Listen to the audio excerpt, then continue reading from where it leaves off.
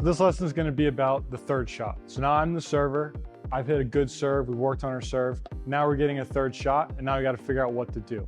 So there's a couple things to think about when you're hitting a third, and there's a couple different thirds that you can hit. In this video, we're going to go over them all. And if you want to continue to evolve your game, make sure to like and subscribe to Everything Selkirk TV so you can follow along and get all the updates for these lesson courses and podcasts. So there's three kinds of thirds that we can basically hit. We can hit a drive, which is going to be a fast ball. We can hit a drop like you would do in doubles.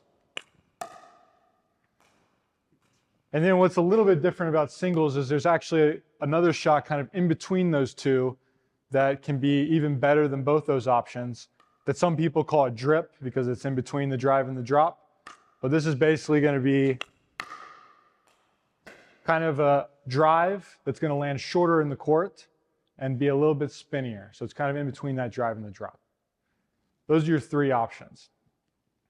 Now you need to figure out, am I in an attackable position where I can kind of enforce my game plan and my will on my opponent on the third? Or am I in survival mode? So if my opponent hits a short return, that's when I'm going to be trying to enforce my game plan, hit my shots where I want, and gain an advantage. Now, if my opponent hits a deep return, this is when you want to go into a bit of survival mode.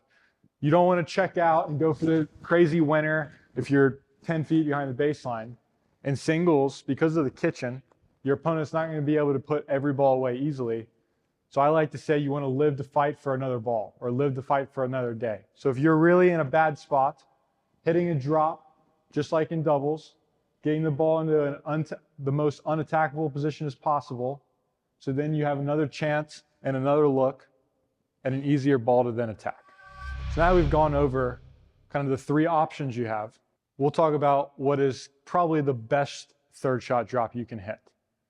And this is going to be a forehand, kind of from the left side of the court. If you watch any of the pro singles, you'll see this shot hit all the time. And it's probably the best shot hit in singles.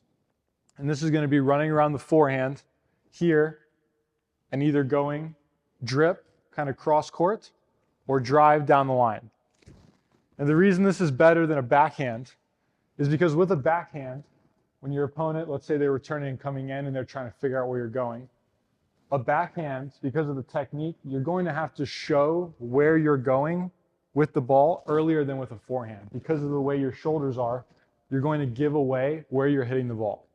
Whereas with a forehand running around, I can set up the same way and hit the ball two different positions. So if my opponent's coming in, they're most worried about me passing them down the line with the drive. So they're going to be running in at that kind of angle, which means that this cross-court drip shot is almost always wide open. And it's very high percentage. It doesn't have to be perfect. It'll be a winner sometimes, even if it's 10 miles an hour.